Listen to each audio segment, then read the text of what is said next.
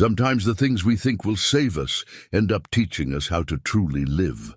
Simon Foster learned this when he bought a broken-down Porsche 911 with his last savings. At 47, raising his daughter Kyla alone, he thought restoring an old car might give them something to share. When he opened the trunk, he found a leather case filled with letters, photographs, and journals. Inside were stories of love, adventure, and heartbreak from the previous owner. The car wasn't just metal and engine. It carried the dreams of someone who'd lived fully and fearlessly. What Simon discovered would change both him and Kyla in ways neither could imagine. But would he be ready for the secrets these pages held? Before we jump back in, tell us where you're tuning in from, and if this story touches you, make sure you're subscribed, because tomorrow I've saved something extra special for you. The house on Maple Street had seen better days. Paint peeled from the window frames in long, tired strips, and the front steps sagged slightly to the left where the foundation had settled unevenly over the years. But it was home, the only one Simon Foster could afford on a factory supervisor's salary, and he'd made it work for the 3 years since his wife had left. Simon stood in the driveway that Saturday morning, staring at the Porsche 911 he'd just had towed from Bernie's salvage yard. The car sat there like a faded dream, its guards red paint weathered to something closer to dusty rose. The chrome had oxidized, the leather interior was cracked and sun-beaten. But beneath all that neglect, Simon could see the bones of something beautiful. At 47, he'd learned to see potential in broken things. It had to. The screen door creaked open, and his daughter Kyla stepped onto the porch. 16 years old, dark hair pulled back in a careless ponytail, wearing the same oversized sweatshirt she'd worn for 3 days straight. She looked at the car, then at him, her expression carefully neutral. "That's it?" she asked. "That's it." Simon tried to sound enthusiastic. 985 Carrera. Original engine. We can restore it together. I thought it might be a project, Kyla finished. She'd heard this pitch before, when he'd bought the lumber for the treehouse they never built, when he'd suggested they learn guitar together. The instruments still sat in their cases in the hall closet, but Simon had saved for 2 years for this car. 27 months of putting aside $40 here, $60 there, skipping lunches and wearing his work boots until the soles wore through. $3,200 in cash, handed to Bernie Kowalski in the salvage yard office. And now this piece of automotive history sat in his driveway. He walked around the car, running his hand along the oxidized chrome. The body was surprisingly solid. No rust through, just surface corrosion and neglect. The tires were flat. The windshield had a crack, spreading like a frozen lightning bolt across the passenger side. But the car had good bones. "Come look at the engine," Simon said. Kyla descended the steps slowly, the way teenagers do when they're doing you a favor. She stood beside him as he popped the hood. The flat-six engine sat there, dusty and oil-stained but intact. Simon had learned enough about these cars to know what he was looking at. The original motor. All the important pieces still there. "It's an engine," Kyla said. "It's a masterpiece of German engineering," Simon countered, trying to inject some wonder into his voice. "These things were built to last forever. We just need to clean it up, replace some gaskets, get it running again." Kyla looked at him with those eyes, her mother's eyes, that saw through everything. "Dad, do you even know how to fix a Porsche?" "I'll learn. We'll learn together." He closed the hood gently. "I thought maybe we could work on it on weekends. You know, spend some time bonding." There was no meanness in her voice, just a tired acceptance of her father's attempts to bridge the distance that had grown between them. Simon had been trying for 3 years, ever since Janet had left, ever since the divorce papers arrived with her new address in California, ever since Kyla had retreated into that shell of quiet teenage distance. He'd tried cooking her favorite meals, watching the shows she liked, asking about school. Everything felt forced, artificial, like he was following a script for a role he didn't know how to play. The Porsche had been his last idea, something concrete they could work on together, something with a clear goal and visible progress. "Let's at least look inside," Simon said. The doors were unlocked. The interior smelled of old leather, dust, and time. Simon slid into the driver's seat, and despite everything he felt something, a little thrill of possibility. The steering wheel was worn smooth, where hands had gripped it for years. The gear shift was notchy but present. The seats, though cracked, still held their shape. Kyla opened the passenger door and sat down without being asked. That was something. It's actually kind of cool, she admitted. In an old broken-down way, Simon smiled. It won't be broken down for long. We'll get it running, then we can take it out. Should we check the trunk? Kyla interrupted. See what's in there? Simon hadn't thought about it. The trunk was in the front on these cars, typical Porsche engineering. He pulled the release lever, and they both climbed out. Walking to the front of the car, the trunk lid lifted with a metallic groan. Inside, instead of the floor mats and old tools Simon expected, there was a weathered brown leather case. It looked old, the kind of leather that had been quality once, that had aged into something rich and textured. Brass clasps held it closed, tarnished but still functional. Simon lifted it out carefully. It was heavier than he expected, substantial. He set it on the hood of the car. What is it? Kyla asked, and for the first time in months Simon heard genuine curiosity in her voice. I don't know. He opened the clasps. They resisted, then gave way with satisfying clicks. Inside, the case was full, packed with papers, photographs, and several leather-bound journals. The smell of old paper and ink rose up, musty and somehow intimate. Simon picked up the item on top, a photograph, its colors slightly faded but still vivid. A woman stood beside this very car, but the car was new then, gleaming red, perfect. The woman was young, maybe 25, with dark hair whipping in the wind. She was laughing, one hand on the hood, her whole body expressing a kind of joy and defiance that made Simon's chest tighten. Who is she? Kyla whispered. Simon turned the photograph over. Written on the back in elegant, flowing handwriting, First day with my chariot of freedom, June 1985. The world is waiting. V. He set the photograph down and picked up one of the journals. The leather was soft, well worn. He opened to the first page. The same handwriting filled the page. Strong and clear, June 15th, 1985. Today I bought a Porsche 911. Grandmother would be proud. No, she'd be ecstatic. She left me money with one instruction. Live boldly, Vivian. Don't make my mistakes. So here I am, 24 years old, standing in a car dealership, signing papers for a car I can barely afford and don't know how to drive properly. But it's mine, my chariot, my freedom. Tomorrow I point it west and see where it takes me. Kyla was reading over his shoulder. She was going on a road trip. Simon flipped through the pages. Tight handwriting filled everyone, occasionally broken up by sketches, small drawings of landscapes, faces, buildings. He picked up another journal, then another. There were 5 of them, along with dozens of loose papers, letters, more photographs. This is her whole life, Simon said quietly. In this car. They stood there in the driveway as the morning sun climbed higher, 2 people who'd been struggling to connect, suddenly unified by curiosity. Simon looked at his daughter and saw something he hadn't seen in a long time, genuine interest, real engagement.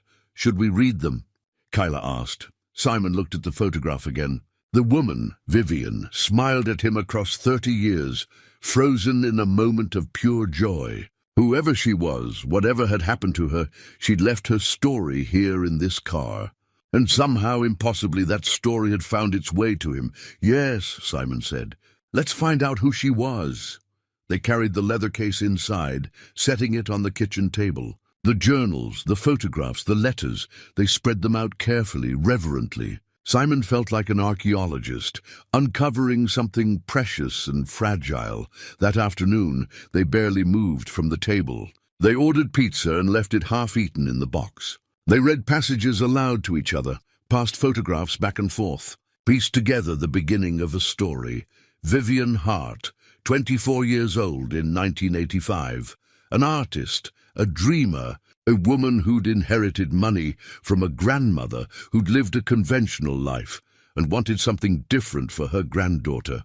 The Porsche was her escape vehicle, her declaration of independence from a conservative family that expected her to marry. Settle down. Teach art at a local school instead. She'd bought a sports car and pointed it toward the horizon. "Listen to this," Kyla said, reading from the second journal. "July 1985, somewhere in Wyoming. I'm terrified. What if I'm not brave enough? What if I'm just a spoiled girl playing at adventure? But then I remember what grandmother said. Courage isn't the absence of fear, it's the choice to act despite it. So I keep driving." Simon felt those words settle into his chest. When was the last time he'd been brave? When was the last time he'd chosen anything except the safe path, the responsible option? He'd wanted to be an architect once, had finished 3 years of college before money ran out, before he'd met Janet, before practical concerns had taken over. The factory job was supposed to be temporary, just until he could save enough to go back to school. That was 23 years ago. "Dad," Kyla's voice pulled him back. "Look at this." She held out another photograph. Vivian again, but this time standing in front of the Grand Canyon, arms spread wide, the vast emptiness behind her looking like freedom itself. "She really did it," Kyla said softly. "She just went."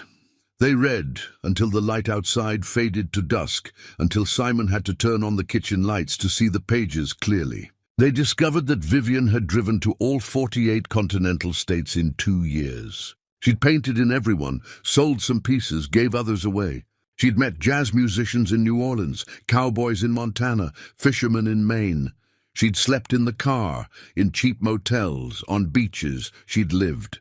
And somewhere in these journals, in these photographs, was the story of what had happened to her. Because the car had ended up in Bernie's salvage yard, and Vivian was nowhere to be found, that evening changed everything. Simon and Kyla sat at the kitchen table with Vivian's life spread before them, and for the first time in 3 years, the silence between them felt comfortable instead of strained.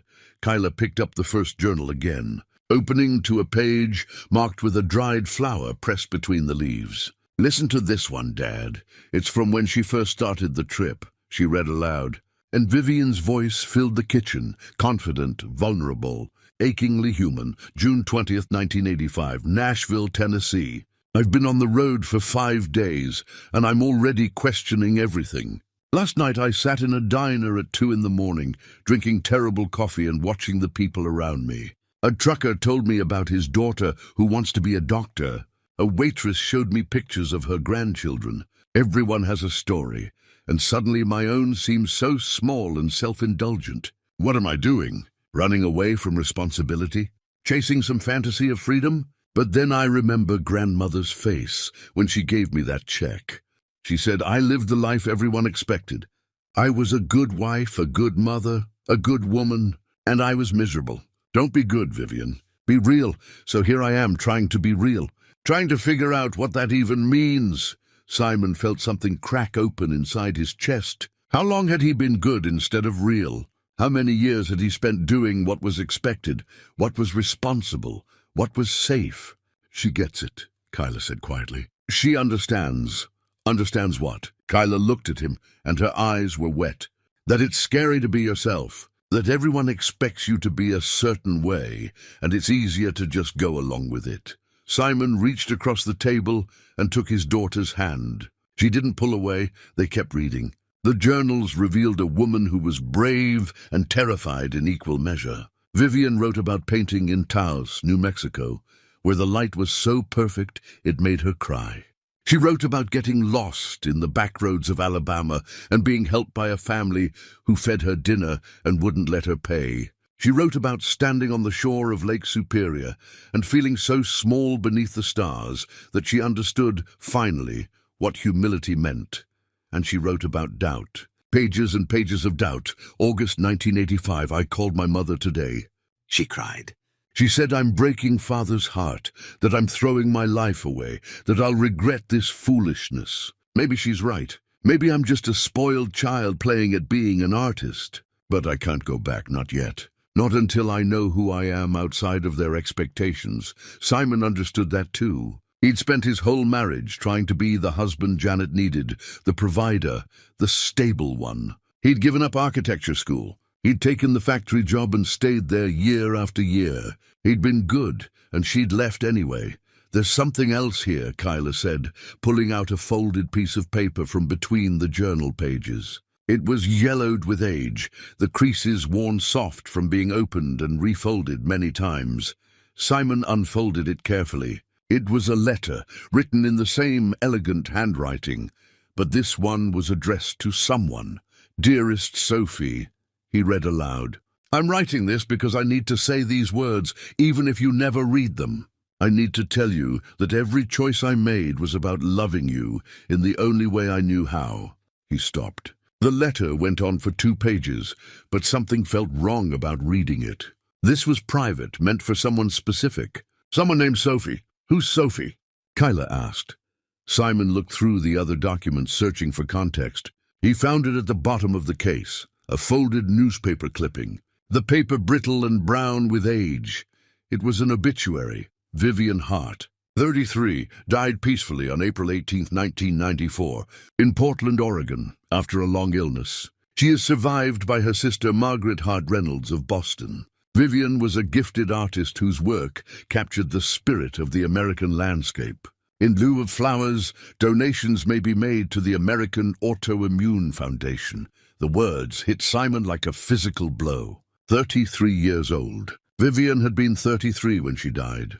He did the math quickly. She would have been only 24 when she bought the Porsche, and 9 years later she was gone. "She died young," Kyla whispered. "That's so sad." Simon reread the obituary, looking for clues. "Long illness. Autoimmune Foundation." She'd been sick then. Maybe that explained why the car had ended up in a salvage yard. Why all her possessions were still in the trunk, but it didn't explain Sophie, or the letter that was clearly meant for her. They sat in silence for a long moment, the weight of Vivian's mortality pressing down on them. Here was a woman who'd lived so fully, who'd driven across the country chasing beauty and meaning, who'd documented every moment with such care and attention. "And she died at 33. Keep reading the journals," Simon said finally. "There has to be more. We need to understand what happened." They worked through the evening, reading chronologically, watching Vivian's journey unfold. The journals from 1985 and 1986 were full of wonder and discovery. She painted constantly, sold work to small galleries, made friends in every town. She wrote about lovers, brief encounters that burned bright and ended amicably. She wrote about learning to be alone without being lonely. But then, in the journals from 1987, the tone shifted. The entries became shorter, more introspective. She wrote about fatigue, about joints that ached, about feeling older than her 26 years. March 1987. "Something's wrong. I've been tired for months, but this is different. My hands hurt when I paint. I'm scared, but I don't want to stop. If I stop moving, I'll have to face whatever this is." Kyla looked up from the journal she was reading. She knew. She knew something was wrong, but she kept going. "She was running," Simon said. "Running from doctors, from diagnosis, from having to stop." They found the confirmation in a journal from October 1987. Vivian had finally gone to a doctor in Portland. The diagnosis was there in careful, clinical language that she'd copied into her journal. Systemic lupus erythematosus, complicated by other factors. The doctors had recommended rest, medication, regular monitoring. Vivian had written beneath it, "They want me to stop, to settle down, take it easy, live carefully. But I'm 26 years old and my body is betraying me. If I only have limited time, I won't spend it in waiting rooms and fear. I'll spend it on the road." She chose to keep living, Kyla said, and there was awe in her voice. Even knowing she was sick, she chose to really live. Simon felt tears on his face and didn't bother wiping them away. Here was courage, not the absence of fear, but the choice to live fully despite knowing the cost. They read until midnight, until their eyes burned and their voices were hoarse from reading aloud. The journals tracked Vivian's journey through illness, through good days and bad days, through times when she could barely lift a paintbrush and times when she created her best work. And underneath it all, woven through the pages, were references to Sophie, wondering about her, missing her. Hoping she was happy. We need to find out who Sophie is, Kyla said finally, rubbing her eyes. Vivian wanted her to have this. That letter, it's meant for her. Simon looked at the leather case, at all these precious documents that told the story of a woman who'd lived boldly and died young. Somewhere out there was someone named Sophie who needed to know about Vivian, who needed to read that letter. You're right, he said. But first we finish reading. We need to know the whole story before we can decide what to do with it. Kyla nodded, stifling a yawn. Tomorrow? Tomorrow! They carefully organized everything back into the case, treating each item with the reverence it deserved. As Kyla headed upstairs to bed, she paused at the doorway. Dad, thanks for getting the car. Reading about Vivian, it's the most interesting thing I've done in forever. Simon smiled. Me too. After Kyla went to bed, Simon sat alone at the kitchen table, the photograph of young Vivian in his hands. She smiled at him across the decades, full of life and possibility, not knowing what was coming but choosing courage anyway. He thought about his own life, the dreams deferred, the risks not taken, the safe choices that had somehow led to being alone at 47, with a daughter he barely knew how to talk to. He'd been living carefully, cautiously, trying to avoid pain and failure. Vivian had known pain was coming and had chosen to live anyway. Simon set the photograph down gently and made a decision. He would restore the Porsche. He would read every word Vivian had written, and he would find Sophie, whoever she was, and make sure she knew about this extraordinary woman. It was the least he could do for someone who just taught him what courage really meant. 2 weeks passed, and the ritual became the center of their lives. Every evening after dinner, Simon and Kyla returned to the kitchen table with Vivian's journals. The leather case had become a presence in their home, a portal to another life that somehow made their own feel more real. Simon's days at the factory felt different now. He still showed up at 6 in the morning, still supervised the production line, still filled out the same reports he'd been filling out for 20 years. But something had shifted in his perspective. When his mind wandered during the monotonous hours, he didn't think about bills or responsibilities. He thought about Vivian's words, about what it meant to live boldly. Kyla was changing too. She'd started carrying a sketchbook, the kind with thick paper that Simon had found at the art supply store downtown. She drew during lunch at school, on the bus, late at night, when she should have been sleeping. Rough sketches at first, the Porsche, the house, her own hands, but getting better with each attempt. Look at this, Kyla said one evening, spreading a large hand-drawn map across the table. They'd found it folded in the back of the second journal, and it had taken them an hour to unfold it carefully. The creases worn soft from years of use. It was a map of the United States, but transformed by Vivian's hand. Routes were marked in colored pencil, red, blue, green, crisscrossing the country like veins. Small sketches dotted the landscape, a mountain here, a city skyline there, a lighthouse, a desert sunset. And everywhere, in that elegant handwriting, were notes.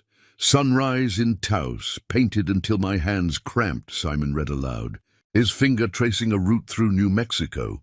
Met a jazz musician in New Orleans who taught me about improvisation in life. Kyla read from Louisiana. Stood at the edge of the Grand Canyon and understood how small I am. Drove through a Kansas thunderstorm and felt more alive than ever. The map was a record of experience, a geography of meaning. Simon studied the routes, trying to understand Vivian's logic. She hadn't traveled efficiently or practically. She'd meandered, backtracked, taken detours. The journey itself had been the point. She went everywhere, Kyla said, her voice full of wonder. Every single state. Simon found a note in the margin of the map, dated August 1986. Every person has a story worth hearing. Every place has a lesson worth learning. I'm not collecting destinations. I'm collecting moments of being fully alive. He read it twice, then a third time. When was the last time he'd felt fully alive? Not content, not satisfied, not comfortable, but truly, vibrantly alive. Dad? Kyla's voice pulled him back. Can I ask you something? Of course. Do you ever wish you'd done things differently? Like, made different choices? Simon looked at his daughter, really looked at her. 16 years old, on the edge of adulthood, asking the questions that mattered. He could give her the safe answer, the parent answer. Or he could be honest. Yes, he said. I wanted to be an architect. Did you know that? Kyla shook her head. I was in my 3rd year of college when I met your mom. We were young, and then we were pregnant, and then... He stopped, choosing his words carefully. I made choices that seemed responsible at the time. Got a steady job, gave up school, focused on providing. I thought that's what being an adult meant. Do you regret it? I don't regret you, Simon said immediately. Never you. But I regret not finding a way to do both, to be responsible and to chase the things that made me feel alive. Kyla nodded slowly. Your mom called last week. I didn't tell you. Simon felt something tighten in his chest, but he kept his voice calm. What did she say? She wanted to know if I was okay, if we were managing. Kyla's fingers traced the routes on Vivian's map. She said she's sorry, that she had to leave to find herself. Do you understand that? I think so. Reading about Vivian, how she had to leave everything to figure out who she was.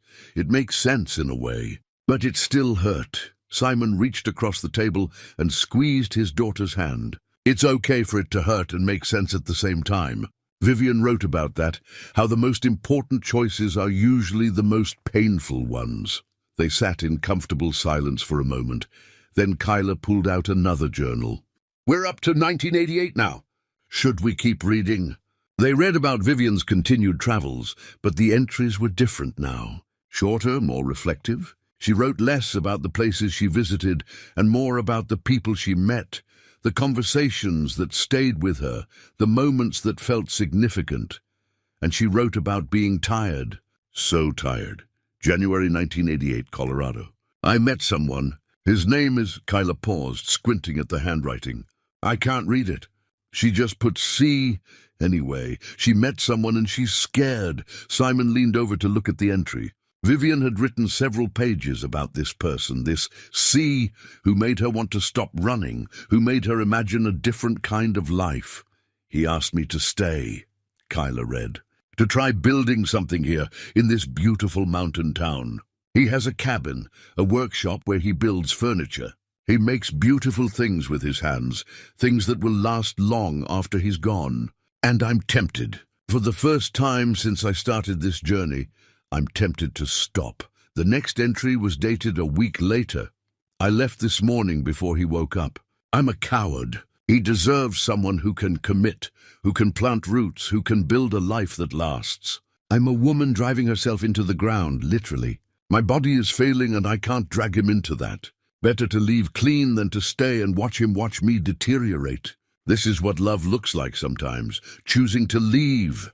That's so sad, Kyla whispered. Simon felt it too, the weight of that choice. Vivian had found connection and walked away from it, believing she was doing the right thing. He thought about his own marriage, how he'd tried so hard to make it work, to hold on, even when both of them had been miserable. Maybe there wasn't a right answer. Maybe every choice came with loss.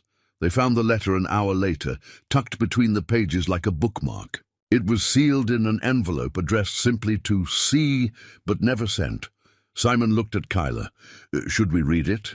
We've read everything else. He opened the envelope carefully and unfolded the letter. The handwriting was shakier here, written quickly, emotionally. My dear C, Simon read aloud. You asked me to stay, and I want you to know that part of me aches to say yes. These weeks with you have been the most peaceful of my entire journey. But if I stop moving, will I disappear? My grandmother warned me. Women in our family forget themselves when they love too much, when they try too hard to be what someone else needs. I've spent 2 years becoming myself, and I'm terrified of losing that. You deserve someone whole, someone healthy, someone who can give you forever. I can only give you borrowed time, and that's not fair to you. Please understand. Please forgive me. Please find someone who can love you the way you deserve. I'll carry you with me always. The letter was dated February 1988. Vivian would have been 27 years old. Sick, alone, choosing to keep moving rather than risk losing herself. Kyla wiped her eyes. Do you think she regretted it? I think she questioned it. Simon said, looking at the unsent letter. But I think she believed she was making the right choice. That night, after Kyla went to bed, Simon sat in the garage with the Porsche. He'd started working on it in the evenings, slowly cleaning and assessing what needed to be done. The car was in better shape than he'd thought. The engine was sound, the transmission needed work, but was salvageable. His friend Pete had stopped by that weekend, a mechanic who'd offered to help. Pete had taken one look at the car and whistled low. "You know what you've got here?" Pete had said. "This is a classic. Fix this up right. You could sell it for 40, maybe 50,000. Simon had felt something strange at those words, a possessiveness he hadn't expected. This wasn't just a car anymore. It was Vivian's story, her journey, her final possession. Selling it felt like a betrayal, but fixing it would be expensive. The parts alone would cost thousands, and he didn't have thousands to spare.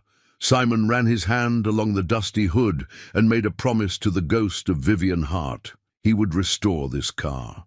He would honor her memory. And somehow he would find Sophie and make sure she knew about the extraordinary woman who'd written her that letter. It was the least he could do for someone who'd taught him about courage 1 month into their journey with Vivian's journals.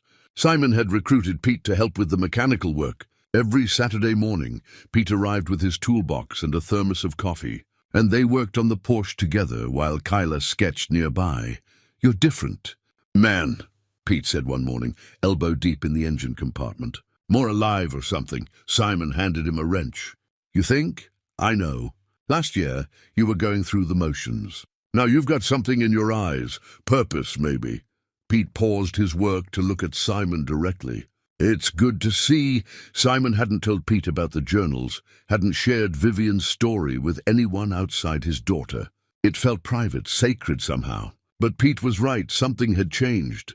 The journals had cracked something open inside him, let light into places that had been dark for years.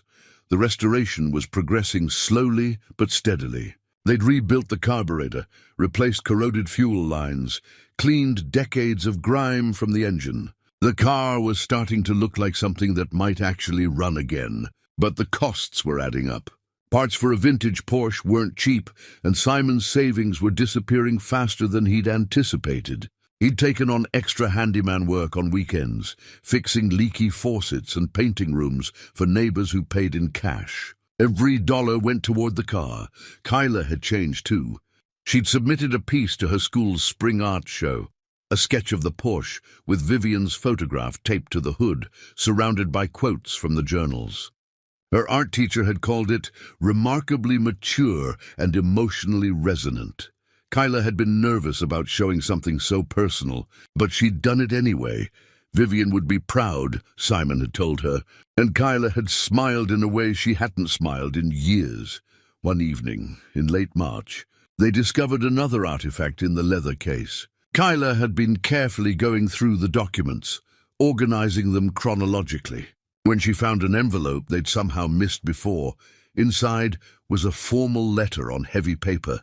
Dated September 1991, the letterhead read, "Canyon Road Gallery, Santa Fe, New Mexico.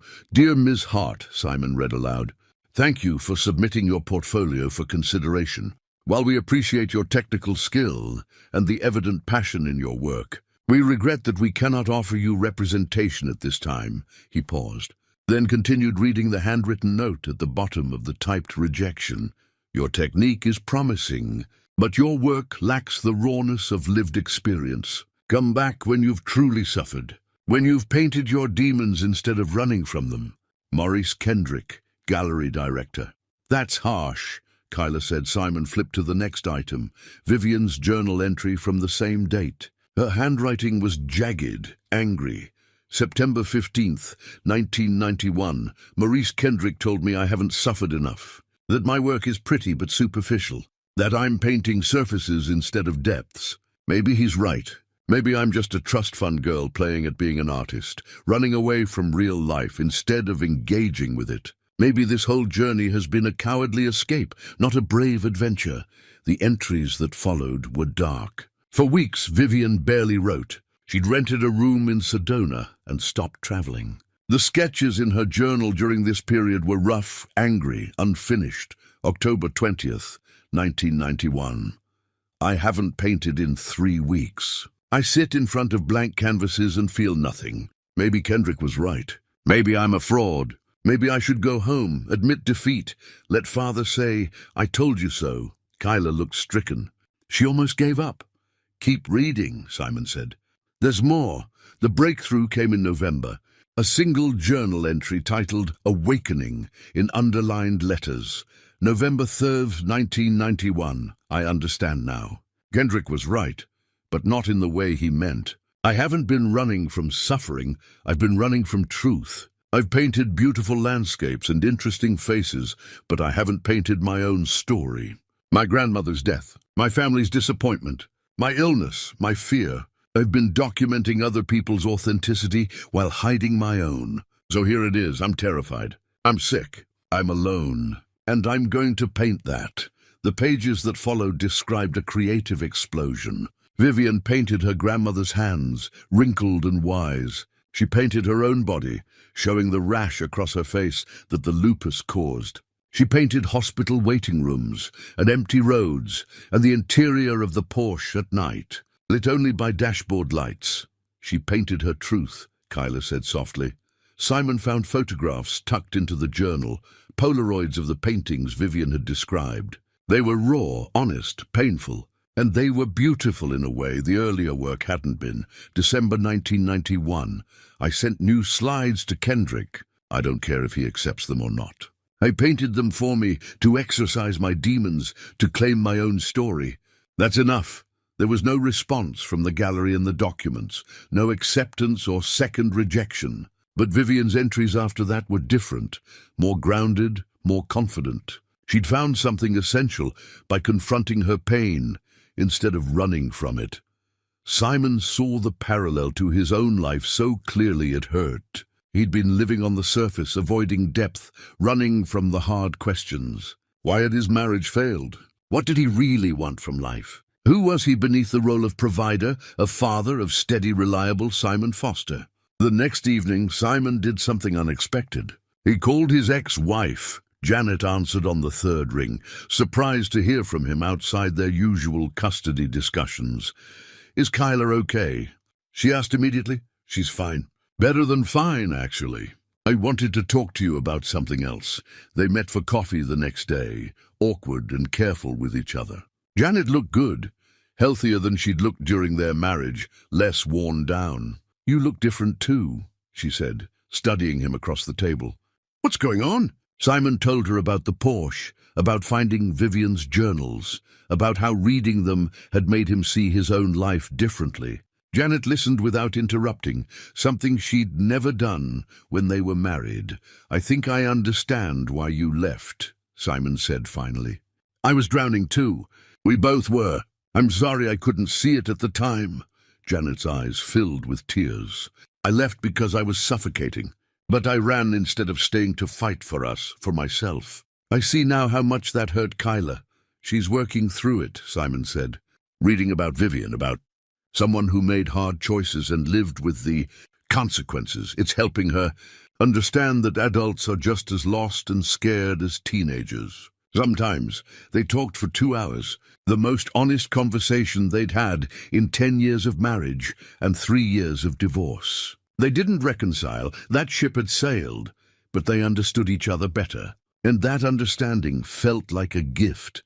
When Simon got home, Kyla was at the kitchen table with her sketchbook and Vivian's journals. "How was it?" she asked. "Good, honest." Simon sat down across from her. "We talked about things we should have talked about years ago." Kyla nodded. Vivian would approve. She wrote a lot about honesty, about how it's the only thing that makes connection real.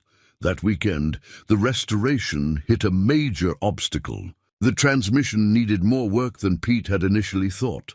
Expensive work that would require specialized parts and expertise. "I hate to say it," Pete said, wiping grease from his hands, "but you're looking at maybe $3,000 just for the transmission. That's on top of what you've already spent. Might be time to cut your losses." Simon stood in the garage, looking at the car. They'd made so much progress. The engine ran now, rough but alive. The interior was cleaned and conditioning. The body was prepped for paint. Giving up now felt impossible. "Dad," Kyla said that evening, "we have to finish it." For her, for us, she was right. This wasn't about the money anymore. It was about honoring Vivian's memory, about completing something they'd started, about proving to themselves that they could see hard things through. Simon picked up extra work, a third job doing overnight inventory at a warehouse 2 nights a week. The hours were brutal. The pay was modest, but it would cover the transmission work. "You don't have to kill yourself," Kyla said, worried. "I'm not killing myself. I'm living with purpose. There's a difference." Simon smiled at her. "Vivian taught me that." Late that night, exhausted but unable to sleep, Simon read Vivian's entries about pushing through doubt, about commitment in the face of obstacles. March 1992. "My hands hurt so badly today, I could barely hold a brush. But I painted anyway, because the pain means I'm still here, still trying, still alive. That matters more than comfort." Simon closed the journal and made himself a promise. He would finish the restoration, no matter what it cost in time or money or exhaustion. Because Vivian had shown him that the things worth doing are usually the hardest things. And that courage isn't about not being tired. It's about continuing anyway. By mid-April, Simon was running on fumes. 3 jobs meant sleeping 5 hours a night, meant missing dinners with Kyla, meant falling asleep during conversations. The Porsche was progressing. The transmission was being rebuilt. The bodywork was nearly complete, but the cost was showing in the dark circles under Simon's eyes, in the way his hands trembled from exhaustion. "Dad, this is getting crazy," Kyla said one morning, when she found him asleep at the kitchen table, his face pressed against one of Vivian's journals. Simon jerked awake, disoriented. "What time is it?" 6:30. "You have to be at the factory in half an hour." She poured him coffee, concern written across her face. "You can't keep doing this." "I'm fine, you're not fine. You're exhausted." Kyla sat down across from him. "Vivian lived fully, Dad, but you're killing yourself. That's not the same thing. That's not the lesson." Her words hit harder than they should have. Simon had been so focused on finishing the restoration, on honoring Vivian's memory, that he'd lost sight of what actually mattered, being present for his daughter, living with purpose rather than just working himself to death. At the factory that day, his exhaustion caught up with him. A simple inventory count he should have double-checked went through with errors, causing a production delay. His supervisor, a stern man named Gallagher, pulled him aside. "Foster, what's going on? You've been solid for 20 years, but lately you're distracted. This isn't like you." "I'm sorry. It won't happen again. See that it doesn't. I'd hate to write you up, but I will if I have to." Simon nodded, feeling the weight of responsibility pressing down. He couldn't afford to lose this job, not with bills piling up and the restoration costs mounting. But he couldn't give up on the Porsche either.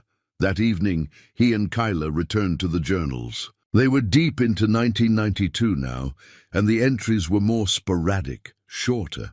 Vivian's illness was progressing, though she rarely mentioned it directly. Instead, she wrote about what she called good days and rest days, and Simon understood that the rest days were the ones where the lupus kept her in bed. April 1992. "Good day. Drove to the coast, painted until sunset. My hands cooperated. This is what I live for. These moments when my body remembers what it's supposed to do. June 1992, rest day. 3 in a row now. I'm angry at this body, at this betrayal. But anger takes energy I don't have." Kyla found a postcard tucked into the July entries. It was a simple image of mountains at sunset, postmarked from Colorado. She turned it over and read aloud. "Dear Vivian, I understand now why you had to go. I hope you found what you were looking for. I found someone else, built a life, but I think of you when I hear certain songs. Be well, Vivian. Take care of yourself." See, the postcard had been sent to a friend's address, someone named Beverly in Seattle. Vivian had written her response on the next journal page, rather than sending it. July 10th, 1992, C wrote, "He's happy. He's found someone who can give him what I couldn't, permanence, stability, a future. I'm happy for him, truly, but I wonder sometimes about the life we didn't live. Would I have been whole, or would I have lost myself in trying to be what he needed? I'll never know. That's the price of the road I chose. Every path means leaving other paths behind. Simon read those words twice, feeling their weight. Every choice has a cost. Every path not taken remains a ghost of what might have been. Do you think she regretted leaving him? Kyla asked. I think she questioned it, Simon said. But questioning and regretting aren't the same thing. She made a choice she believed in, even knowing it would hurt. They talked late into the night, about choices and consequences, about paths taken and not taken. Simon told Kyla about the architecture degree he'd never finished, about the designs he sometimes still sketched on scrap paper during lunch breaks. Why don't you go back? Kyla asked. To school, I mean. I'm 47. That's too old to start over. Vivian was 33 when she died, and she never stopped starting over. Kyla looked at him with those serious eyes. Age is just, I don't know, an excuse maybe? Simon thought about that after she went to bed. Was age an excuse? Or was it a practical reality? He had bills, responsibilities, a daughter to raise. Going back to school wasn't realistic, but then neither was spending $3,000 restoring a dead woman's car because her story had touched something in him he'd thought was long dead. The next Saturday, Pete arrived to work on the Porsche. They were down to the final mechanical issues, fine-tuning the engine, adjusting the transmission. Almost there, Pete said, standing back to admire their work. Another month, maybe 2, and you'll have something special. But that afternoon, they discovered another problem. The brake system needed to be completely replaced. The lines were corroded. The calipers were seized. Another $1,500 minimum. Simon sat down on the garage floor, suddenly overwhelmed. He'd already spent more than he'd planned, worked more hours than he should, pushed himself past reasonable limits. And now this. I can't do it, he said quietly. I can't keep spending money we don't have. Pete sat down beside him. You could sell it as is. Get most of your money back. Cut your losses. Is that what you do? Pete was quiet for a moment. No, but I'm not the one working 3 jobs and raising a teenager alone. Kyla appeared in the garage doorway. She'd been listening. Dad, you told me that Vivian kept going even when she was sick, even when it would have been easier to stop. You said that was courage. This is different. How? You started something that matters. Are you going to quit because it got harder than you expected? Simon looked at his daughter, 16 years old and wiser than he'd given her credit for. She was right. Quitting now would be admitting that money and exhaustion mattered more than commitment, more than honoring a promise he'd made to himself and to Vivian's memory. Okay, he said finally. We finish it. That night Simon made a decision. He'd quit the warehouse job.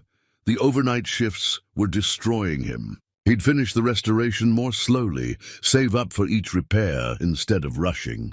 It would take longer, but he'd still be present for Kyla, still be able to function at his main job. Quality over speed. Presence over perfection. The journals from late 1992 and early 1993 showed Vivian making similar calculations. She wrote about slowing down, about choosing carefully which trips to take, which paintings to attempt. Her body was forcing her to be more intentional, more present in each moment. January 1993, I'm planning what I'm calling my farewell tour. One last drive across the country, visiting the places that shaped me, the people who matter. I don't know how much time I have left. The doctors won't give me numbers, just worried looks, but I know it's limited. So I'll make it count. Every mile, every conversation, every sunrise. I'll make it all count. Reading those words, Simon felt tears on his face. Vivian had known she was dying and had chosen to spend her remaining time living, not waiting. She'd faced her mortality with open eyes and kept driving anyway. She's so brave, Kyla whispered. She's human, Simon said. Scared and brave at the same time. That's what makes her story matter. She wasn't fearless. She was just willing to act despite the fear. They read about Vivian's farewell tour, a careful route through the places that had meant the most to her. New Orleans for the music, Taos for the light, the Grand Canyon for perspective. Colorado, where she'd fallen in love and chosen to leave. And then, in the spring of 1993, a cryptic entry: "I need to see her one more time, even if she doesn't know me. Even if it breaks my heart. I need to know she's okay." "Who's her?" Kyla asked. "She keeps writing about someone, but she never says who." Simon had noticed it too, references throughout the later journals to a her that Vivian missed, worried about, hoped was happy. At first he'd assumed it was her sister, but the emotional weight seemed different, deeper. "I don't know," Simon said, "but I think we're about to find out." They were approaching the end of the journals now, the final months of Vivian's life. Simon felt a strange reluctance to finish reading, as if closing the last journal would mean losing her completely, ending the connection that had transformed his life over these past months. But the story had to be read. The truth had to be known, and somewhere in these final pages was the answer to who Sophie was, and why Vivian had written her that letter of love and apology. 2 months had passed since they'd first opened the leather case. The Porsche was nearly complete. Paint restored to its original guards, red, interior reupholstered, engine purring with precision. It looked beautiful, almost new, as if the decades had fallen away. Simon had quit the warehouse job as planned, and the change was immediate. He slept better, smiled more, actually had conversations with Kyla instead of falling asleep mid-sentence. They still worked on the car together every weekend, but at a sustainable pace. With Pete's help and careful budgeting, Kyla's art had blossomed. Her piece had been featured prominently at the school show, and her art teacher had suggested she consider applying to summer programs. She was sketching constantly now, developing her own style, bold lines and emotional depth that reminded Simon of Vivian's later work. One evening in late May, they settled down with the journals from 1993. These were the final entries, the ones Simon had been both eager and reluctant to reach. Vivian's handwriting was shakier now, less controlled, but her voice remained strong. March 1993. "The doctors want me to stop traveling. They use words like decline and management and quality of life. But my quality of life is the road. It's sunrise in new places and conversations with strangers, and the feeling of the steering wheel under my hands. If I stop now, I'll just be waiting to die. I'd rather die while living." Kyla's voice was thick with emotion as she read. She knew. She knew it was almost over. They read about Vivian's final journey, a deliberate retracing of her original route from 1985. But this time, instead of running towards something, she was saying goodbye. She visited old friends, gave away paintings, wrote letters of thanks to people who'd shown her kindness years before. April 1993, New Orleans. Found the jazz musician I met in '85. He's older, we both are. He played for me in his living room, just the two of us, and his saxophone and the evening light through the windows. He knew I was sick. He played a requiem, beautiful and sad, and I cried. He said, "You lived more in 8 years than most people live in 80. I hope that's true. Simon thought about his own life. 47 years of playing it safe, of choosing security over passion, of existing rather than living. Vivian had packed more life into 33 years than he'd managed in nearly 50, but that was changing. Reading her story had changed him. May 1993, Colorado. I drove past the cabin where C lived. Someone else lives there now. I saw children's toys in the yard. I'm glad. I hope he's happy. I hope his life is full. They made the right choice, even if it was the hard one. Then they found it, the entry that explained everything. It was dated May 15th, 1993, written from a motel in Portland, Oregon. I'm in Portland to see her, Sophie, my daughter. Tomorrow, I'll drive to the house where her parents live, where she's growing up safe and loved and stable. I won't introduce myself. I gave up that right 6 years ago when I signed the adoption papers. But I need to see her. I need to know she's okay. The words hit Simon like a physical blow. Daughter. Sophie was Vivian's daughter. Oh my God, Kyla whispered. She had a baby. They tore through the journals, backtracking, searching for mentions they'd missed. And there they were, coded references, oblique entries that made sense now in hindsight. October 1987. I'm pregnant. I've known for 3 weeks and haven't written it down because writing it makes it real. I'm 26, sick, alone, and pregnant. C doesn't know. I left before I was certain. What do I do? How can I be a mother when I'm barely holding myself together? November 1987. I've decided. I'll carry her to term. The doctors say pregnancy won't hurt me or the baby, though it might accelerate my decline. But I can't raise her. I can't give her the stability she deserves. I'll find a good family, people who can give her everything I can't. It's the most loving thing I can do, even if it destroys me. December 15th, 1987, Portland. She was born this morning.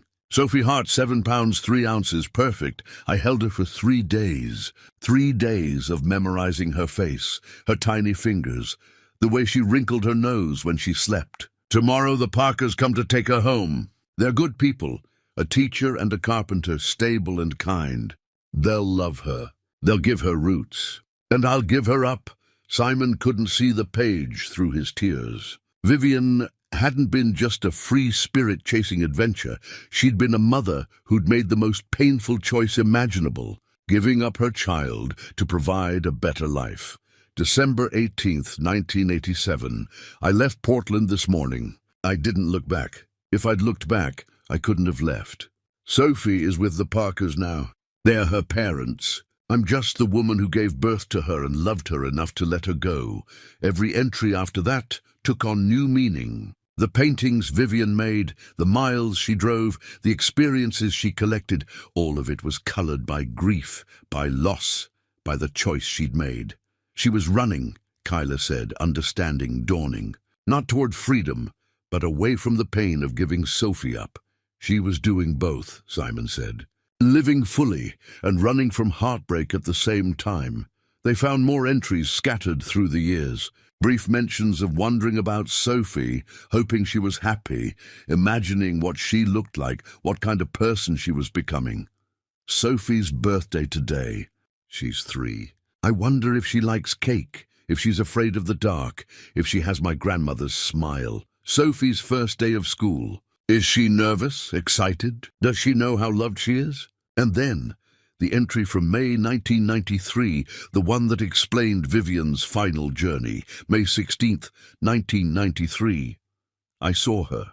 I parked down the street and watched her play in the yard. She's 6 now, tall for her age, with dark hair like mine. She was laughing, chasing a dog, completely carefree. Her mother, her real mother, the one who raises her, called her inside for lunch. She ran to her with such trust, such love. I made the right choice. She's happy. She's safe. She doesn't need me. This is goodbye.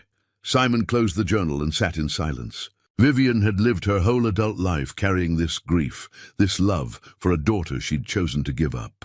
Every mile she drove, every painting she made, every brave choice she made, all of it was shadowed by Sophie's absence. The letter, Kyla said suddenly. The one we found at the beginning, addressed to Sophie.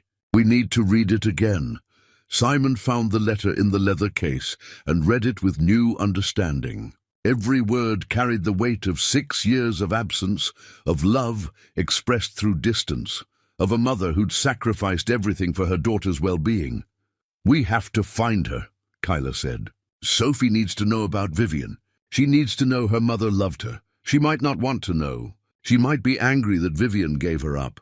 Or she might spend her whole life wondering about her birth mother, imagining the worst. Kyla looked at him with determination. We have the Porsche, we have the journals, we have proof of who Vivian was. We can give Sophie her mother's story. Simon thought about it. Finding Sophie wouldn't be easy.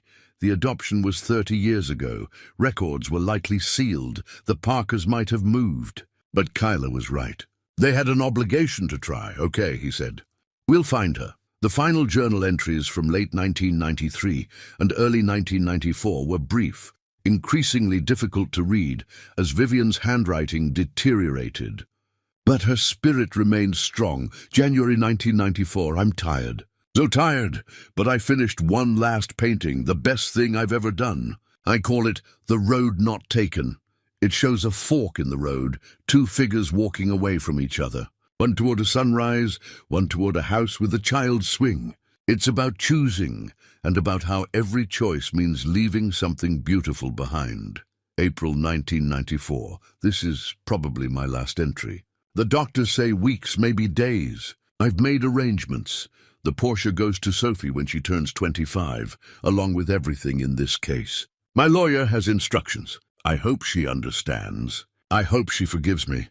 I hope she knows that every hard mile I drove thinking of her, wishing her a life full of both adventure and stability, of both wings and roots. I love you, Sophie. I will always love you. The journal ended there. The obituary they'd found earlier was dated April 18, 1994. 3 days after that final entry, Kyla was crying openly now. She died thinking about Sophie. Simon pulled his daughter into a hug, both of them grieving for a woman they'd never met but had come to love through her words. "We'll find her," Simon promised. "We'll make sure Sophie knows." That night, Simon couldn't sleep. He went to the garage and sat in the restored Porsche, running his hands over the steering wheel that Vivian had gripped, the seats where she'd sat, the car that had carried her through joy and grief and everything in between. The car wasn't his. It had never been his. It was Sophie's inheritance, her mother's final gift, a time capsule of love and courage and impossible choices. He would find Sophie Parker. He would tell her about Vivian, and he would give her back the mother she'd never known.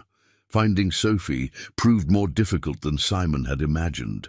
Adoption records from 1987 were sealed, protected by privacy laws. The Parkers, if that was even their real name, could have moved anywhere in the 30 years since Vivian had given up her daughter.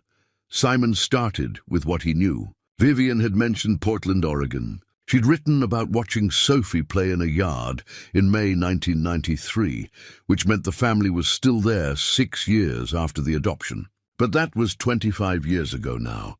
He called the courthouse, explained his situation to a clerk who sounded sympathetic but firm. "Adoption records are confidential, even with good intentions. I can't help you." He tried searching online, social media, public records, anything.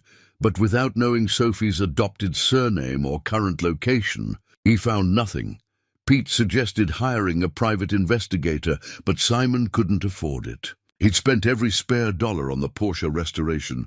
Then Kyla remembered something. "Dad, Vivian mentioned a lawyer in her will, remember? She said she'd made arrangements for Sophie to receive the car when she turned 25. They searched through the documents again and found it, a copy of Vivian's will. Witnessed and notarized in Portland in March 1994, just weeks before she died. The lawyer's name was Maxwell Hughes, with an address on Southwest Broadway. Simon called the number listed, expecting it to be disconnected after 30 years. Instead, a receptionist answered. "Hughes and Associates. I'm looking for Maxwell Hughes. This is about a client from 1994, Vivian Hart." There was a pause. "Mr. Hughes is retired, but let me see if he's willing to speak with you." 10 minutes later, Simon's phone rang. The voice on the other end was elderly but sharp. "This is Max Hughes. You mentioned Vivian Hart. I remember her well. How can I help you?" Simon explained everything, finding the Porsche, the journals, the discovery of Sophie's existence. "I'm trying to find her daughter. Vivian wanted Sophie to have the car and her story." Hughes was quiet for a long moment. "Vivian created a trust. Sophie was supposed to be contacted when she turned 25. That would have been 2012. But she never responded. Either she didn't want to know about Vivian or what? Or she never received the notification. People move, change names. I sent letters to the Parker family's last known address, but they were returned as undeliverable." Simon's heart sank. "So you don't know where she is?" "I didn't say that." Hughes paused. "Give me your email address. I'll send you what I have. But Mr. Foster, consider carefully before you proceed. You might be opening old wounds. Sophie might not want this, I understand. But she deserves to know the truth about her mother." The email arrived an hour later. Hughes had sent the last known address for the Parker family from 1998, along with Sophie's adopted name, Sophie Winters. The Parkers had legally changed their surname when Sophie was young. Armed with this information, Simon searched again. And this time, he found something. A high school art teacher named Sophie Winters in Bellingham, Washington. The age was right. She'd be 37 now.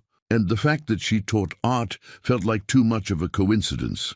That has to be her, Kyla said, looking at the professional bio on the school's website. There was a photo, a woman with dark hair and kind eyes who looked hauntingly familiar. She has Vivian's face, Simon whispered, but how to approach her?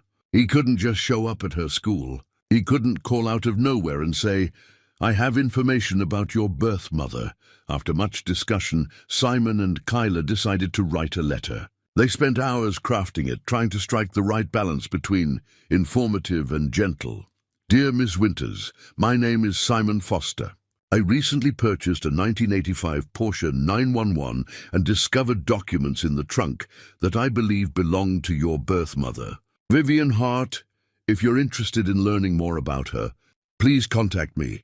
They included Simon's phone number and email, then mailed the letter to the school. The waiting was excruciating. Days passed with no response. Then a week. Simon began to think Sophie had thrown the letter away, decided she didn't want to know. Then, on a Tuesday evening, his phone rang with an unfamiliar number. "Mr. Foster, this is Sophie Winters. I got your letter." Simon's hands shook as he gripped the phone. "Thank you for calling. I wasn't sure you would. I almost didn't." Her voice was careful, controlled. "I've always known I was adopted. My adoptive parents were wonderful about it. But I never searched for my birth mother. I was afraid of what I'd find. Or that she wouldn't want to be found." "She did want to be found," Simon said gently. "She left everything for you. The car, her journals, letters. She wanted you to know her story." There was a long silence. "Then can we meet? I need to see this for myself." They arranged to meet in 3 days at a cafe in Bellingham. Simon and Kyla would drive up, bringing the leather case and selected items from Vivian's collection. Those 3 days felt like 3 years. Simon cleaned and polished the Porsche until it gleamed. Kyla organized the journals chronologically, marked important passages with sticky notes. They both felt the weight of what they were about to do, reuniting a daughter with her mother's memory, bridging a gap of 37 years. The morning they left, Simon sat in the driver's seat of the Porsche and took a deep breath. This car had carried Vivian through all her adventures, through joy and heartbreak and everything between. Now it would carry him and Kyla to complete Vivian's final wish. "Ready?"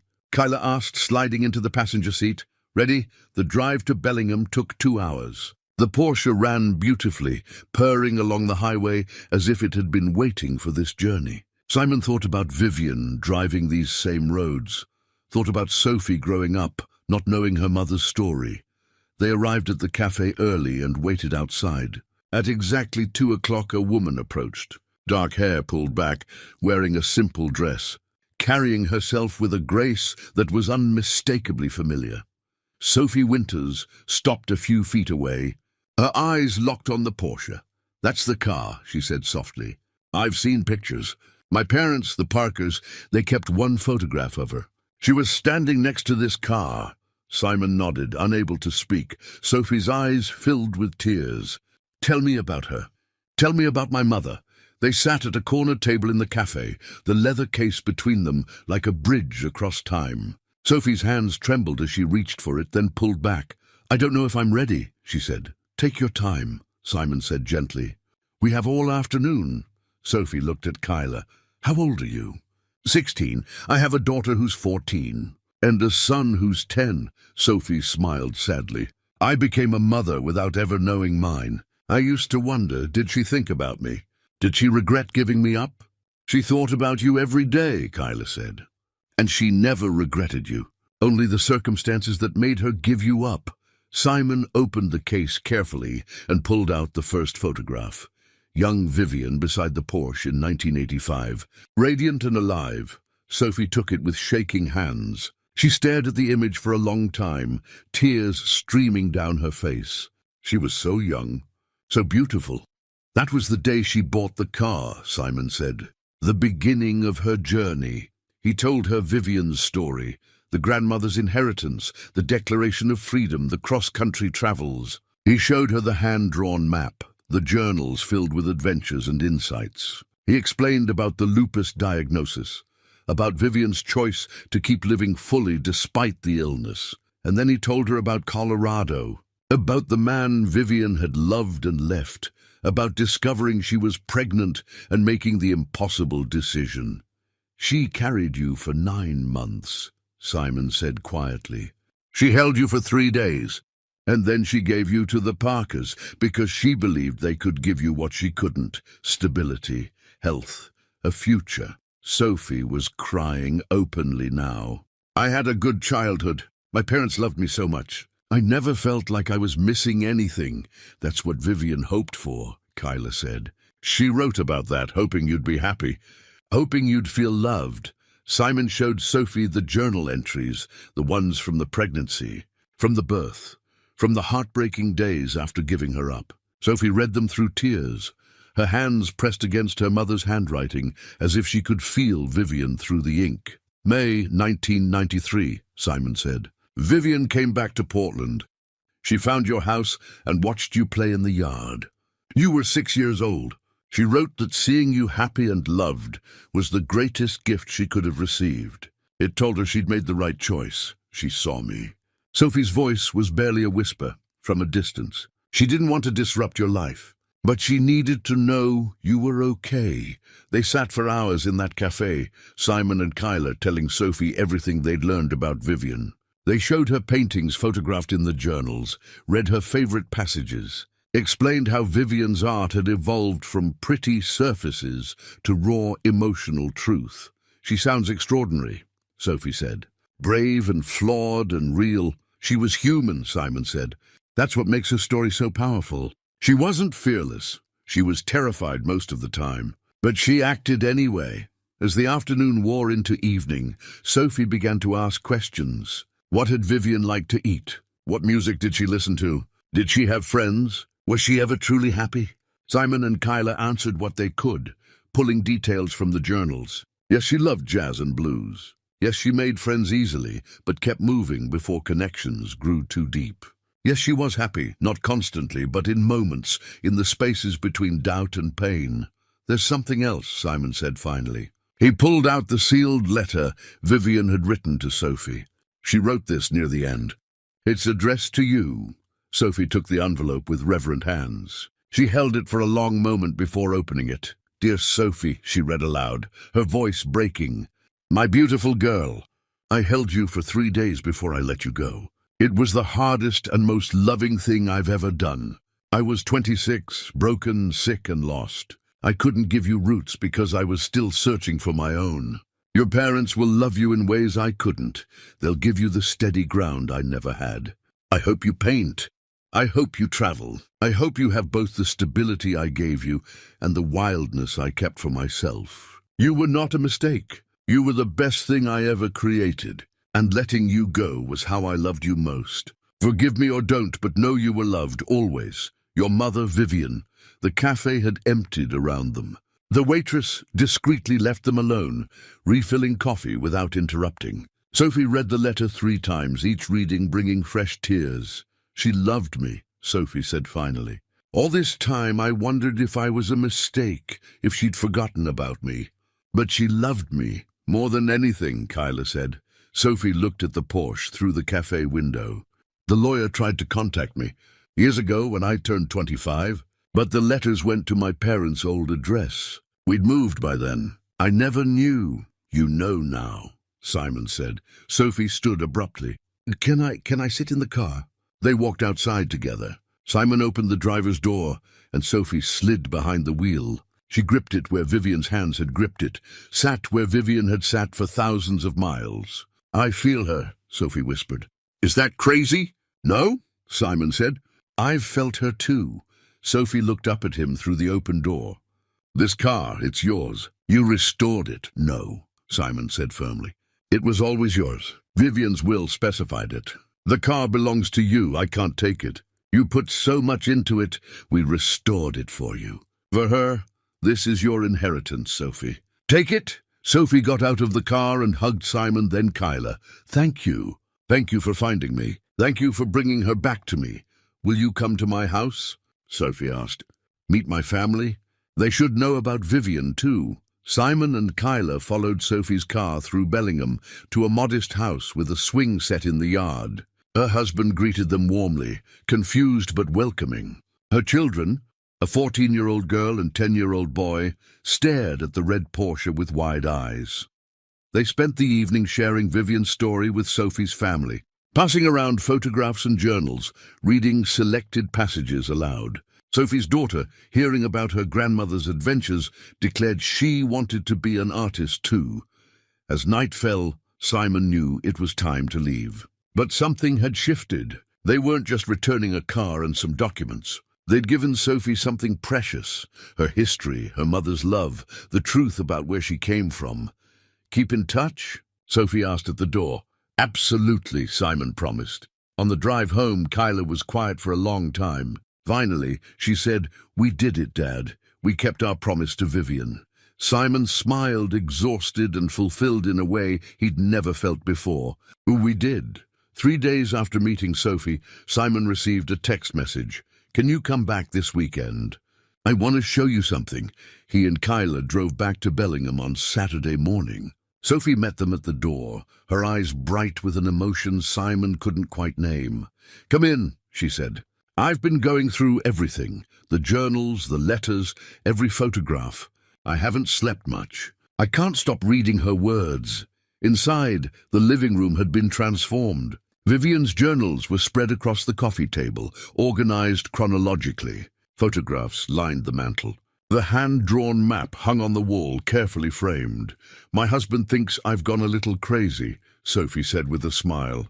"But I needed to see it all, to understand her journey completely."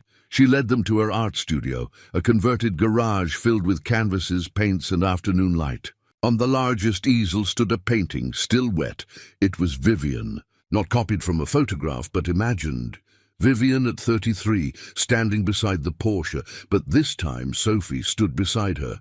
Mother and daughter together, separated by time but united in the painted moment. "It's beautiful," Kyla whispered. "I've been painting since I was a child," Sophie said. "My parents, the Parkers, they encouraged it. I never knew where it came from, this need to create. Now I understand. It's in my blood." She turned to face Simon and Kyla. "I need to do something, and I need your help." "Anything," Simon said. Vivian made a farewell tour, visiting the places that mattered to her, saying goodbye. "I want to do the opposite. I want to trace her journey, see the places she saw, complete the circle."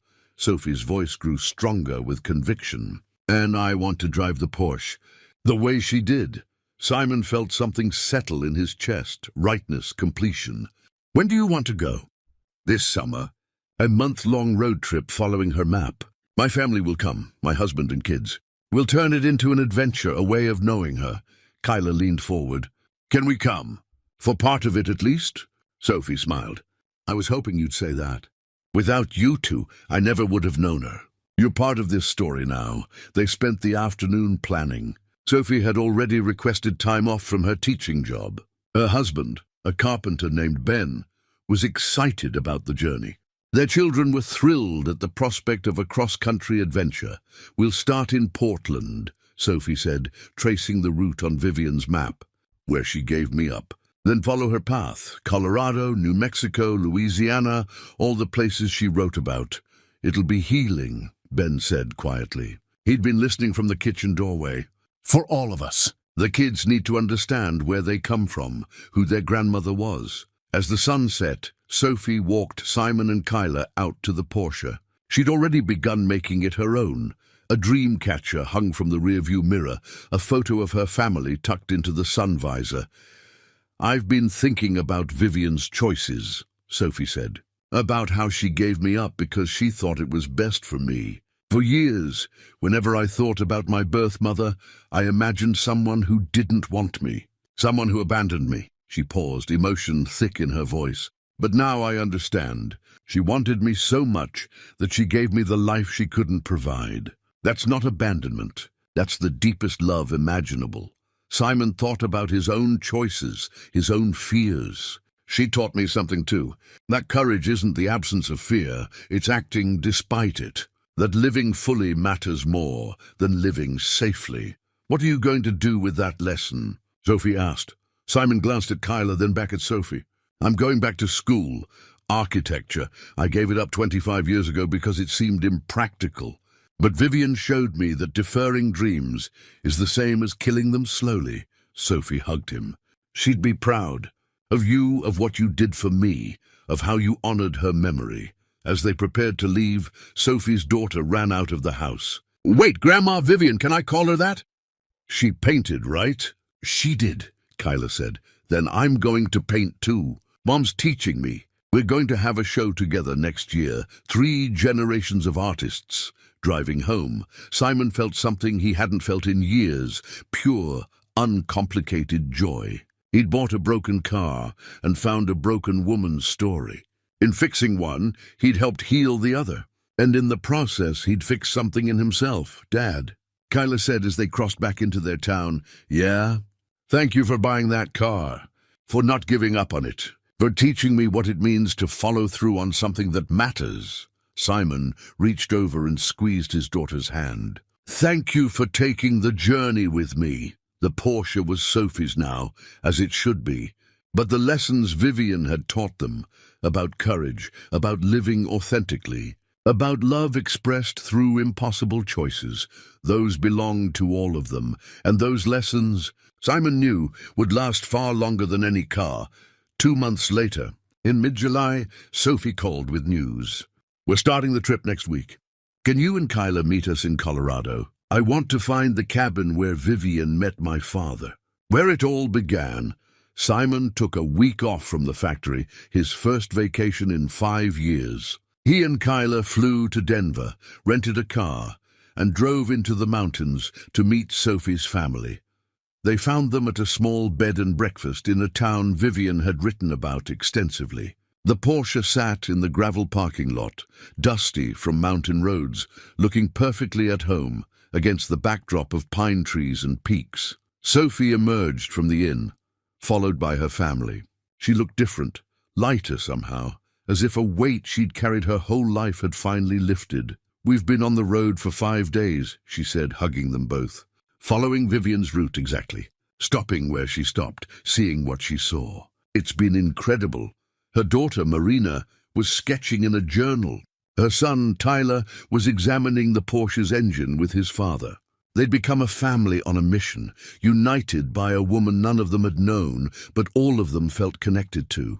Tomorrow we're going to find the cabin, Sophie said. I've been putting it off, saving it. I'm nervous. Do you want us there? Simon asked. I need you there. You knew her through her words. You can help me understand.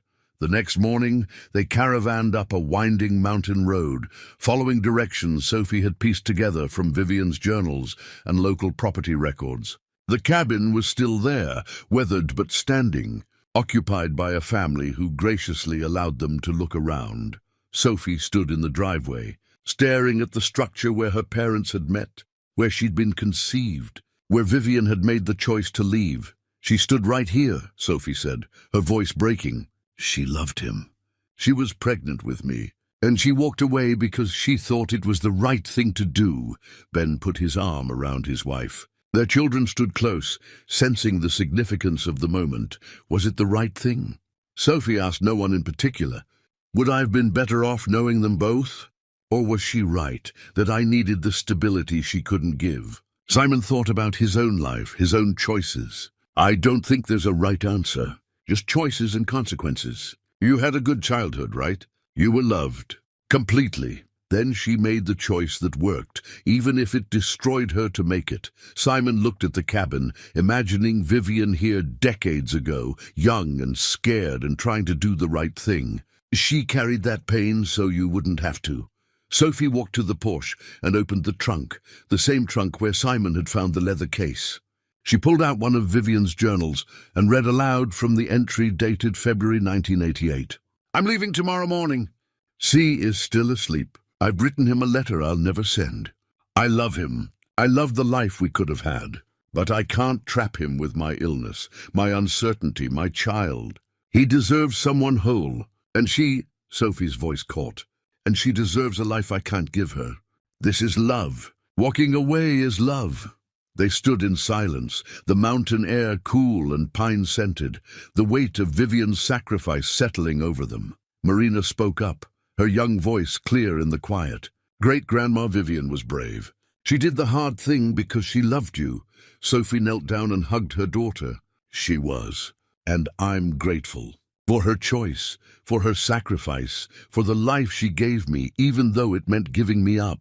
They took photographs. Sophie and her family beside the cabin, the Porsche in the foreground, mountains rising behind them. Images to document this moment of understanding, of completion, of forgiveness. That evening, they gathered at the bed and breakfast for dinner. Sophie had brought some of Vivian's paintings, photographs of them at least, and they passed them around, studying the evolution of her art from pretty landscapes to raw emotional truth. I want to have an exhibition, Sophie announced. Vivian's work and mine side by side. Mother and daughter, separated by time but connected through art. I've already talked to a gallery in Seattle. They're interested. Simon felt tears in his eyes. This was what Vivian had wanted, not to be forgotten, not to disappear, but to live on through her daughter. Through her work, through the connections she'd forged even in absence. She'd love that, Kyla said. I know, Sophie smiled. I can feel her approval somehow. Is that strange? No, Simon said. I felt her presence through this whole journey. In the car, in the journals, in the choices we've all made because of her story. Sophie raised her glass. To Vivian Hart, a woman who loved fiercely, lived boldly, and made impossible choices with grace. A mother I never knew but will never forget. They all raised their glasses. Sophie's family, Simon, Kyla, united by a woman whose courage had touched them all across the barrier of death. To Vivian, they echoed. And in that moment, Simon felt it, the completion of something that had started 4 months ago in his driveway with a rusty car and a leather case. He'd helped heal a family, honor a woman's memory, and in the process, he'd healed himself. The journey wasn't over. Sophie would continue following Vivian's route. Simon would start school in the fall. Kyla would keep creating art, but the hardest part, the finding, the understanding, the forgiveness, was complete. Vivian's story would live on, and that, Simon knew, was the greatest gift they could have given her. 3 months had passed since the journey to Colorado. Autumn had arrived, painting the trees in Simon's neighborhood with the same vibrant colors Vivian had once captured in her paintings. Simon stood in his driveway, the empty space where the Porsche had sat for months, now filled with nothing but fallen leaves. But the emptiness didn't feel like loss. It felt like completion. His life had changed in ways he couldn't have imagined when he'd first bought that rusted car. He'd enrolled in evening classes at the community college, working toward finishing his architecture degree. The coursework was challenging after 25 years away, but he approached it with a determination he'd never possessed as a young man. Vivian had taught him that it's never too late to reclaim deferred dreams. The factory job continued, but Simon saw it differently now. Not as a trap, but as a foundation. It paid the bills and gave him the stability to pursue what mattered. He'd learned from Vivian's story that you didn't have to choose between responsibility and passion. You could honor both. Kyla had been accepted into a prestigious summer art program for the following year with a full scholarship. Her portfolio, filled with sketches documenting their journey with Vivian's story, had impressed the selection committee. She still sketched constantly, but now she also talked about her future with excitement rather than uncertainty. Their relationship had transformed. They really talked, about things that mattered. The distance that had existed for 3 years had been bridged by a dead woman's journals and a shared mission to honor her memory. Simon's phone buzzed. A text from Sophie. Gallery opening next month. You're coming, right? He smiled and typed back, wouldn't miss it. Sophie had completed Vivian's route, driving the Porsche to all the places her mother had visited. She documented the journey in paintings and photographs, creating a body of work that honored Vivian while establishing her own artistic voice. The exhibition, titled Roots and Wings, A Daughter's Journey Home, would feature Vivian's paintings alongside Sophie's new work. Pete stopped by that afternoon, bringing coffee and curiosity. "How's school going?" "Exhausting, exhilarating," Simon grinned. "I had forgotten how much I loved designing things, creating spaces that matter." "You look 10 years younger," Pete observed. "That car, finding those journals, it changed you." "It did. Vivian changed me. She showed me what courage actually looks like, not the absence of fear, but the willingness to act despite it." Pete nodded toward the empty driveway. "Miss the car?" "Sometimes. But it's where it belongs, with Sophie. I see pictures, she posts them on social media. The Porsche at the Grand Canyon, in New Orleans, at the Oregon coast. It's still traveling, still carrying stories." That evening, Simon sat with Kyla at the kitchen table, the same table where they'd first opened the leather case and discovered Vivian's world. They were working on homework together, a comfortable routine they'd established. "Mum called today," Kyla said, not looking up from her math problems. Simon's hand paused over his textbook. "How is she?" "Good. She asked about the Porsche, about Sophie. She said she's proud of us, of what we did." Kyla looked up. "She wants to visit next month. Is that okay?" "Of course." "She's your mother." She said something else too. She said reading about Vivian made her think about her own choices, about running away instead of fighting for what mattered. Kyla's voice was quiet. "I think she regrets leaving." Simon thought about that. Regret is complicated. Maybe she needed to leave to understand what she'd lost. People are messy and imperfect. Vivian taught me that too. You can make painful choices and still be worthy of love and understanding. The doorbell rang. Simon opened it to find a package, a large flat envelope with a Seattle postmark. Inside was an invitation to Sophie's gallery opening, along with a photograph.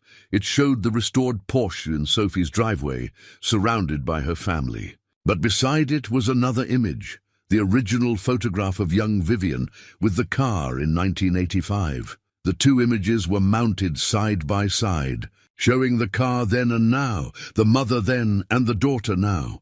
On the back, Sophie had written, "Thank you for bringing my mother home to me. Thank you for showing me that love sometimes looks like letting go, and that courage sometimes looks like holding on. The exhibition is dedicated to you and Kyla, the guardians of stories, the keepers of memories, the people who finish what others start. With gratitude and love, Sophie." Simon felt tears on his face. This was why it had all mattered. The late nights reading journals, the exhaustion of 3 jobs, the restoration work, the search for Sophie. Not for recognition or reward, but for this. A daughter knowing her mother, a story preserved, a legacy honored. "We did good, didn't we?" Kyla said, reading over his shoulder. "We did." That night Simon couldn't sleep. He went to the garage where the Porsche had sat for months. The oil stains on the concrete were still visible, ghost marks of the car's presence. He stood there, remembering the first day he'd opened that trunk, the moment everything had changed. Sometimes the things we think will save us end up teaching us how to truly live. He'd bought a car, hoping to connect with his daughter. He'd found a woman's life story, and in the process, he'd discovered something essential about courage, about love, about the choices that define us. Vivian Hart had lived boldly and died young, but her story hadn't ended with her death. It had multiplied, touched lives, created connections across decades. Through Sophie, through the art they would both create, through the lessons they'd all learned. Vivian would live on. Simon looked up at the stars through the garage window and whispered into the darkness, "Thank you, Vivian, for the journey, for the lessons, for showing me what it means to live." And somewhere, in the space between memory and spirit, he felt her answer, not in words, but in the deep knowing that his life had been changed, that he'd honored her story, that the broken car in a salvage yard had carried them all toward healing. The Porsche was gone, but its gift remained, a reminder that courage means acting despite fear, that love sometimes requires sacrifice, and that our stories, the ones we live and the ones we leave behind, matter more than we know. Simon Foster, at 48, was finally fully alive. And that was everything.